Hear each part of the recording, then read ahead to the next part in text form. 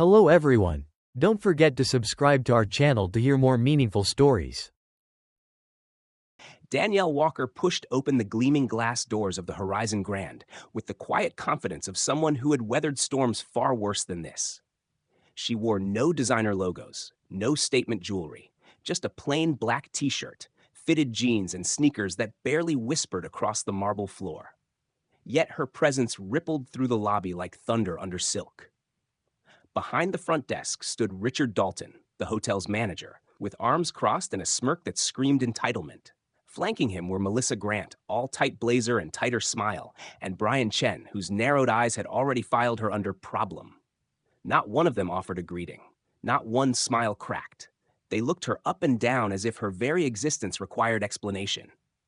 "I have a reservation," Danielle said, her voice calm, controlled. "Penthouse suite. Name's Walker." Richard's brow creased in mock confusion. "That's a premium room," he said slowly. "Are you sure you booked the right hotel?" Danielle didn't blink. She simply slid her ID and a sleek black credit card across the counter. Richard picked them up like they might burn him, holding the card between two fingers. "Strange," he muttered. "This looks suspicious." Without missing a beat, Melissa pressed a button under the desk. "Security," her voice rang out over the intercom. "We may have a fraudulent guest attempting to access a high-tier suite." Danielle remained composed, her eyes steady. "I'm not here for trouble. I'm here for my room." Brian scoffed. "We see this trick all the time. High-limit cards, fake names, always hoping we won't check." Across the lobby, a travel blogger named Tiffany Moore leaned toward her friend Ethan Carter, phone already raised. "This is going online," she whispered, then louder. "People need to see this." Ethan began live streaming. "We're at the Horizon Grand in Seattle," he narrated, "and we're witnessing something awful unfold." Still, Danielle stood unmoved, a storm waiting for the first crack of lightning. What no one in that lobby knew, what Richard Dalton would only realize too late, was that the woman he had just tried to humiliate didn't just have a reservation. She owned the building. Danielle didn't flinch as the words "fraudulent guest" echoed through the lobby speakers, slicing through the ambient chatter like a blade. She simply tapped her phone once, a silent signal. 3 blocks away, in a sleek corporate office lined with glass and steel, her executive assistant, Chloe Davis, picked up on the first ring. "It's happening," Danielle said, her voice barely above a whisper. "We're ready," Chloe replied without hesitation. Back at the front desk, Richard still held her credit card like a trophy, flipping it in his fingers with a smirk. "You know," he said, raising his voice just enough for nearby guests to hear, "we've seen this scam before. Walk in, claim a suite, flash a shiny card, disappear before the bank calls back. Not today." He handed the card to Brian, who eagerly opened a brushed steel drawer beneath the counter and locked it inside a small safe with the flair of a magician hiding a secret. The metallic click was final, deliberate. "You're done here," Brian declared, lips curled in victory. Gasps fluttered from the corners of the room. "They just took her card," Tiffany exclaimed, phone trembling slightly. Ethan, still live, added, "That's not policy. That's theft." Danielle didn't raise her voice. She didn't plead. She simply said, "You're going to regret this." At 24, she'd been turned away from a boutique hotel in Atlanta for wearing sweats after a red-eye flight, forced to sleep in her car despite a confirmed reservation. That night had planted a seed. Now, nearly a decade later, she stood calmly in the opulent lobby of a hotel that bore her silent signature, facing the same kind of gatekeeping in the same old uniform. Richard leaned closer, his tone acidic. "Reservations canceled. We don't tolerate deception. You're wasting everyone's time." Danielle turned slightly, gesturing to the guests filming, to the eyes locked on the unfolding scene. "You mean them?" she asked softly. Melissa squared her shoulders. "You need to leave, now." Danielle stared back, unshaken. "Are you sure?" Melissa's smirk twisted.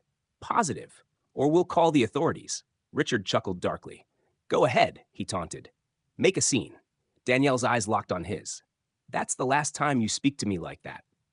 Just as Melissa stepped out from behind the desk, her heels clicking with misplaced authority, she reached for Danielle's arm, fingers barely brushing fabric, when the air in the lobby cracked open like a thunderclap. Gasps shot through the crowd as if someone had shattered glass. Tiffany's phone caught the contact instantly. She just grabbed her. she shouted, already uploading the clip to Reddit with the caption, "This is happening live at Horizon Grand." Ethan's live stream surged past 1,000 viewers, comments flooding the screen like a storm surge. "Unbelievable. Call a lawyer. This is assault." From the concierge desk, Emily Brooks finally stepped forward, her voice shaking but clear, slicing through the rising tension like a blade. "You can't touch a guest," she said sharply. "Her reservation is valid." Melissa spun on her heels, venom in her eyes. "You stay out of this if you want to keep your job." But Emily didn't back down. She took one step closer to Danielle, standing beside her now, spine straight, voice steel. "I won't lie for you." Richard's mask cracked, his voice dropping to a hiss. "She's trying to scam us. People like her always think they can beat the system." His words, low but sharp, hit the ears of nearby guests. One elderly woman raising her phone higher, a man in a tailored navy suit turning to Ethan's stream and whispering, "You getting all this?" Ethan nodded grimly, all of it. Danielle stayed rooted, her silence louder than any outburst, her calm now a fortress. She brought her phone back to her ear. "Chloe," she said evenly, "begin the escalation. Audit logs, full documentation, every word from here on out." Chloe's voice came back with clinical precision. "Logged. System active." Meanwhile, Brian hovered behind the desk, smirking. "You're a fraud, lady. You think a fancy card gets you in here? Go back to wherever you came from." Murmurs erupted across the lobby like aftershocks. Emily stood her ground. "I've worked here 3 years," she said, voice rising.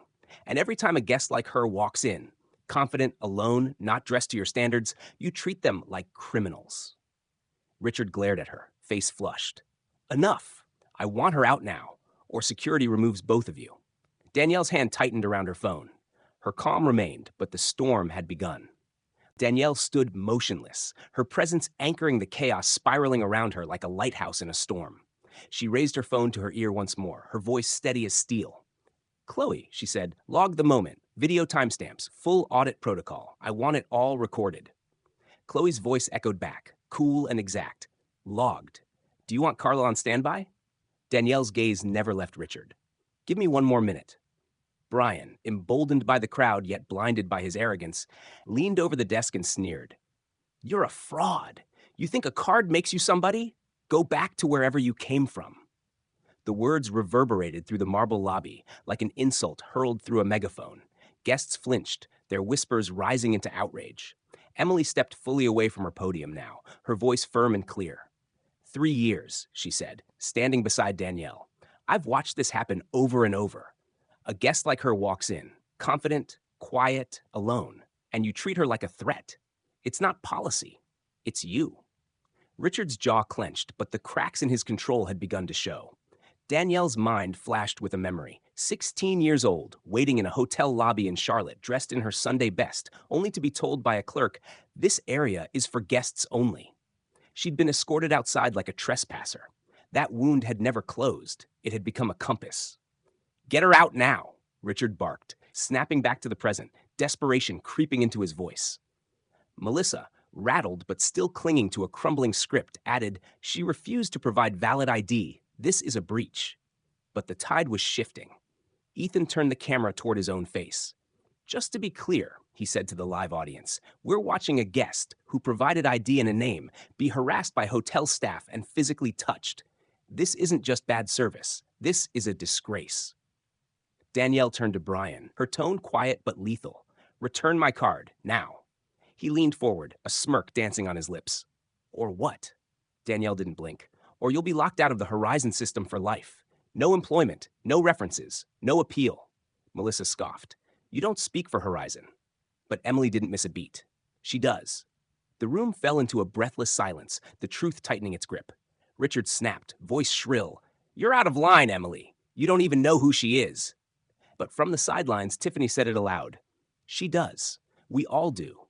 Look at how calm she is. That's not someone begging for service. That's someone letting you destroy yourselves." Danielle turned to Brian one last time. "Return the card," she said. "This is your last chance." Brian hesitated for the first time, the smug confidence draining from his face as Danielle's words settled like lead in the air. Richard tried to pivot, his voice wobbling as he reached for control slipping through his fingers. "This isn't personal," he said weakly. "It's just protocol." But his words came too late. The phones were still raised. The live streams hadn't stopped. The guests weren't just watching anymore. They were judging, remembering, choosing. One man murmured, "I've stayed here for years. Never again." A young woman in line turned to Emily, her voice barely a whisper. "Is she really who I think she is?" Emily didn't respond. Her silence was louder than confirmation. Then the moment cracked wide open. Emily stepped forward, her voice rising with a calm fire. "This isn't the first time Richard ignored complaints like this. I filed 3 in the last month, 2 from solo women of color, all dismissed." Richard's face turned crimson. "That's a lie," he snapped, but his voice hit nothing but disbelief. Ethan swung the camera toward him. "You sure about that?" Danielle scanned the lobby, her eyes meeting every raised phone, every widened gaze, then spoke just loud enough for all to hear. "Your time running this place unchecked is over." Richard's last thread of control snapped. "Fine," he growled. "If you won't leave, I'll call the cops myself." Danielle's smile was razor sharp. "Please do." For the first time, Richard faltered. He saw something in her he hadn't before. Not fear, not desperation, but power. Measured, absolute. Around them, guests began to move, quiet but deliberate. One woman rolled her suitcase directly into Melissa's path. A man unplugged his phone charger and took a place beside Emily. A protective ring was forming, unspoken yet immovable. Ethan turned his camera toward them, narrating in a whisper, "They're standing with her now, and they're not moving." Danielle stepped forward, the still center of a rising storm, and delivered a single sentence that turned the air electric. "This lobby belongs to me." The words weren't shouted. They didn't have to be. Brian's smirk crumbled. Melissa looked away. Richard blinked once, twice, then stood very still, like a man watching the sky fall. "Throw her out now!" Richard barked, his voice cracking under the pressure, echoing off the marble like a desperate gavel strike. But the lobby wasn't his anymore. The crowd had shifted, not just in posture, but in purpose. Phones remained lifted, eyes sharpened, and the air had turned heavy with the scent of reckoning. Melissa reached again, but before her hand could land, a voice rang out, clear, defiant. "Don't touch her again." Emily stepped between them, spine straight, voice unwavering. "Try it, and fire me if you have to, but you're not laying another finger on her." Melissa froze, stunned. Richard's face twisted in disbelief, his authority bleeding out in front of everyone. "Do you even know who she is?" He snarled at Emily, gesturing wildly at Danielle. "She's a fraud. Look at her." His voice dripped with disdain as he motioned to Danielle's jeans, t-shirt, and sneakers like they were crimes. Danielle's voice cut through his words like steel. "You keep saying that word, fraud, like it'll erase what you've done." She stepped forward, closing the distance, her presence tightening like a noose around his collapsing narrative. Across the room, memories surged through her, nights waiting, being questioned, being dismissed. "No more. Get security!" Richard shouted at Brian, who hovered near the hallway, suddenly unsure of his own footing. "Now!" But Brian hesitated. Danielle didn't look like someone bluffing anymore. She looked like someone holding the sword. Tiffany's phone captured the tension, sweeping across the room. Ethan moved closer to a guest. "What do you see happening?" he asked.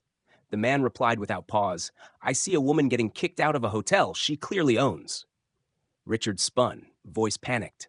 "She hasn't proven anything." Danielle lifted her phone calmly. "Would anyone like proof?" Ethan called out. "Show them." But Danielle didn't flash a badge. She turned to Emily. "Do you see my name in the system?" "Yes," Emily replied firmly. "Danielle Walker, Penthouse, checked in remotely, VIP, executive override." The lobby fell into stunned silence. Richard stammered. She could have faked that," Tiffany scoffed. "You think she hacked your system, walked in off the street with 1,000 witnesses?" Melissa paled. Brian took a shaky step forward. "Greg, what if we're wrong?" Danielle turned toward him. "You weren't just wrong. You were told to steal from me. And you did it anyway." His mouth opened, then closed. From the back, an older woman stepped forward, planting herself between Danielle and the staff. "You're not putting your hands on her again." Others joined, one with a stroller, another dragging a suitcase, until a loose circle formed around Danielle, quiet and unbreakable. Richard, trapped behind his crumbling kingdom, finally looked small. And Danielle stood at the center, not as a guest, but as the storm itself. The silence in the lobby stretched taut as piano wire, broken only by the soft click of Danielle's heels as she stepped forward, unshaken, surrounded now by a wall of strangers turned allies. She raised her phone once more, her voice calm but absolute. "Chloe," she said, "initiate full escalation. Patch me through to Carla." A pause. Then Carla Bennett's voice rang through the speaker like a bell, sharp, crisp, in control. "Danielle, everything's prepared, standing by for your authorization." Danielle's eyes locked onto Richard. "Terminate Richard Dalton. Terminate Melissa Grant. Terminate Brian Chen. Effective immediately. Freeze their access credentials. Flag this incident for legal audit." The words landed like strikes from a gavel. And then it happened. A red buzz lit up on Richard's staff badge. Access denied. A beat later, Melissa's blinked the same. Brian looked down at his, pale and panicked, just as it too flashed red. In one breath, they had been digitally erased. Behind the counter, their authority dissolved into dead code. Guests gasped, some audibly, others stunned silent. A woman near the velvet chairs whispered, "She just fired them. Right here." Ethan's stream surged past 3,000 viewers. "You're watching history," he said to the camera. Richard's composure shattered. "This is illegal. You can't do this. This isn't how hotels operate." He turned to Melissa, desperation clinging to every syllable. "Call corporate. Get someone on the line." Melissa fumbled with her phone, blinking in disbelief. I'm locked out," she murmured. "Everything's gone." Brian moved toward the safe instinctively, but Emily stepped into his path, her voice low and resolute. "You're no longer authorized. Step away." He stopped, hands in the air like a thief caught mid-act. Then Richard did the only thing a man drowning in his own downfall could do. He lashed out. "You think this circus makes you a leader?" he spat. "You set us up. You wanted this to happen." Danielle didn't blink. "I walked in like every other guest, quiet, respectful, alone. The only thing I didn't bring was privilege, and you showed exactly who you are without me saying a word." That's when the first guest spoke. "You never answered my complaint last spring," a woman said coldly. "You responded, then buried it." Another chimed in. "I was overcharged and ignored." A third added, "I asked for an ADA room. You gave it to someone else." Like water breaching a dam, the voices came, one by one, story by story, and Danielle stood in the center of it all, not breaking, not blinking, just watching the walls fall down. As the wave of guest voices swelled, a collective reckoning rolled through the lobby like a tide washing away years of buried injustice. Emily stepped forward, her voice sharpened by courage. "I logged 3 formal complaints in the past 2 months alone, bias at the front desk. Every single one dismissed. Richard signed off on all of them." Melissa backed away slowly until her back hit the wall, eyes darting like a cornered animal. "Richard, what is this?" she whispered. "They're turning on us." Richard's voice came out thin, trembling. "They're just angry. This'll blow over." But it didn't. It swelled. Ethan turned his camera toward the crowd. "This is what a reckoning looks like," he told his stream. "They pushed too far, and now the guests are pushing back." In the center of it all, Sophie lifted her phone to show her viral Reddit post. Thousands of comments, dozens of shares. The moment Melissa's hand touched Danielle. The clip of Richard sneering, "People like her don't belong here." "It's out there now," Sophie said aloud. "Everyone's seeing it." Richard lunged toward her, wild-eyed. "Delete that, that's private."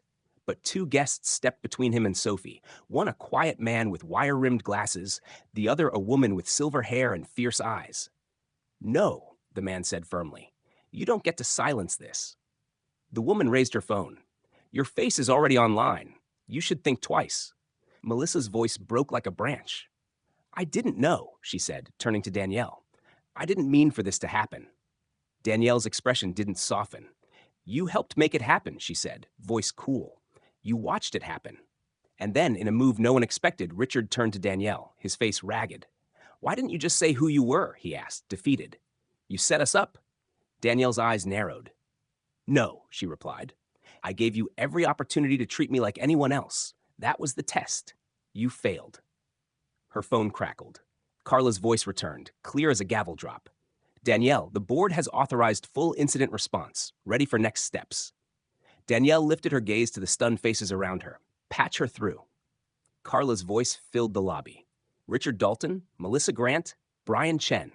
Effective immediately. Your employment with Horizon Hospitality is terminated. Your access is revoked. Legal documentation is being prepared. Miss Walker will supervise all next steps directly. A beat of stunned silence followed. Then a ripple of realization moved through the crowd like a spark through dry leaves. Brian opened his mouth to protest, but Danielle cut him off without raising her voice. You built nothing, she said. You guarded a door and slammed it on the very people this brand is supposed to welcome. She turned to Emily. Unlock the safe. Retrieve my card. Emily moved swiftly, punching in a new code. The safe clicked open, revealing the sleek black card, untouched. She placed it in Danielle's hand with quiet reverence. And then, slowly, purposefully, guests began to clap. Not for spectacle, for justice, for reckoning, for the woman who had just taken her hotel back, one decision at a time. Danielle stood tall at the heart of the marble-floored lobby, her black card once held hostage, now resting calmly in her hand. Her presence no longer questioned, but anchored in truth. Behind her, Richard, Melissa, and Brian remained frozen, their faces pale, their authority dissolved, the weight of public shame pressing down like a final verdict. Around them, guests who had once been silent observers were now witnesses to transformation. Danielle turned slowly to face them all, her voice clear, unhurried. My name is Danielle Walker. I am the founder and CEO of Horizon Hospitality Group, and as of this moment, I am reclaiming this hotel, not just from the individuals who misused their positions, but from every excuse they ever hid behind. The words rolled through the lobby with the force of truth. Gasps rippled like distant thunder. A man near the fountain whispered, "She owns the whole thing." Sophie's livestream comments exploded. She's the CEO? This is a plot twist. Legend. Richard took a clumsy step forward, desperation creeping back into his voice. There are procedures, protocols you should have followed. Danielle's gaze didn't waver. I followed every one of them. I walked in as a guest. You failed your own procedures. Kevin tried to speak, but it was Melissa who cracked first. I didn't know, she pleaded. Richard told us how to deal with guests who didn't match the brand image. I thought we were just protecting the hotel. That's a lie, Richard snapped. Danielle raised a hand.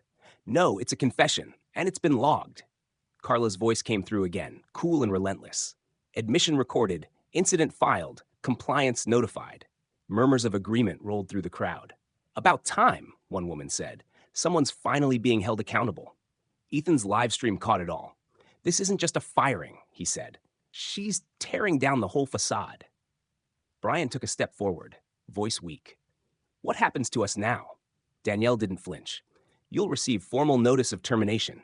Your names are flagged in Horizon's system. You're banned from future employment at any of our properties. And if we uncover prior misconduct, expect further legal action. Richard stared at her like he was seeing her for the first time, not as a guest, not even as a CEO, but as a reckoning. All this, he whispered, because you wanted to prove a point? Danielle's voice was cold fire. All this because I'm done letting people like you decide who deserves respect. Sophie's voice broke through the silence. They tried to erase her. Now she's rewriting the rules. Danielle turned to Emily. Reset the check-in system. Suspend all pending reservations linked to Richard's ID. Contact those guests and offer full compensation. Emily nodded, already typing. Steady hands now leading the desk she once stood behind quietly. Danielle faced the guests once more. If any of you experienced mistreatment today or before, speak to our internal response team in the lobby. No form letters, no PR scripts, just answers. A pause, then a quiet voice near the velvet couches. Thank you for not walking away. Danielle nodded gently. I've walked away too many times. Not anymore. Carla's voice returned, urgent. Media is picking up the footage, Reddit, Twitter. No hashtags, just truth. But you're in control. Danielle inhaled slowly, then replied, Let them watch. Let them see what happens when a company doesn't just apologize, but acts. She turned toward the disgraced trio, her voice final. You're dismissed. Security will escort you. You are not to speak to or approach another guest. Emily stepped in. Should I call building security? No, Danielle said. Let them walk. Let every guest see what consequence looks like. And as Richard, Melissa, and Brian walked through the lobby for the last time, no titles, no applause, no shield. No one stepped aside. No one offered comfort. Only the quiet weight of justice followed them out the door. The glass doors hissed shut behind Richard, Melissa, and Brian, sealing them out of the lobby they once ruled with unchecked arrogance. Inside, the air shifted, not with relief, but with resolve. What had moments ago been a battleground was now a space of transformation, a breathing promise that things would never return to what they were. Danielle didn't pause. She turned to Emily, her voice purposeful. Begin the reform plan, top to bottom. Shut down the old reservation system. Disable all staff logins tied to the terminated accounts.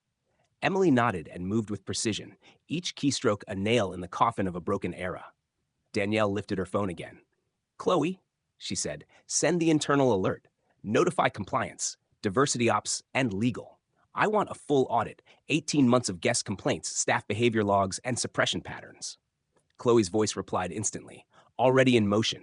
Media's circling, but your narrative is leading.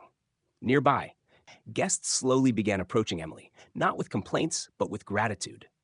One woman holding a printed confirmation whispered, "Thank you. I was too scared to speak earlier." Emily offered a small smile.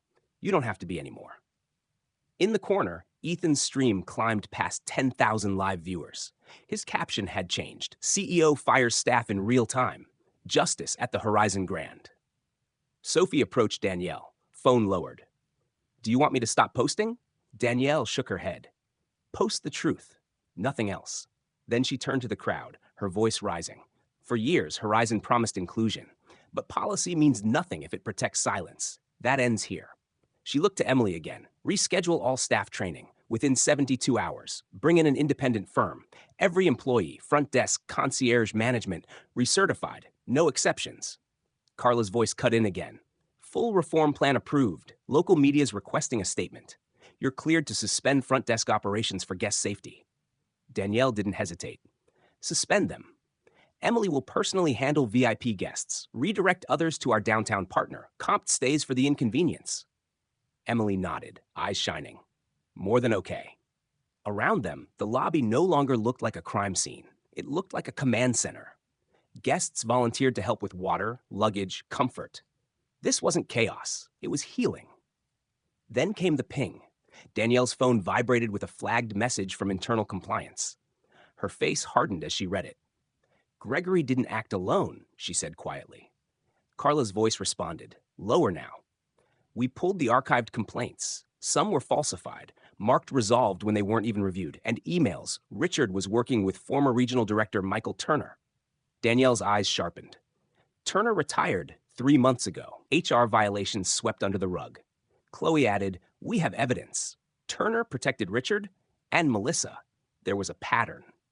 Danielle closed her eyes for one breath. Then she opened them, sharp as cut crystal. We're not just fixing this hotel. We're reviewing every Horizon property, every flagged name, every buried complaint. She turned to Ethan's camera. You can show this. People need to see it. Rot doesn't begin at the front desk. It starts at the root. And we're digging it out. A hush fell. A woman whispered, I've waited my whole life to see someone in power actually do something. Sophie lifted her phone. We came for vacation, she said, voice trembling. And we witnessed a revolution. Danielle looked around the space, once velvet and marble, now truth and reckoning. This hotel was never broken by design, she said. It was broken by silence, by the smiles given to some and suspicion thrown at others. That era ends today. And without waiting for applause, she walked forward into the beginning of everything new.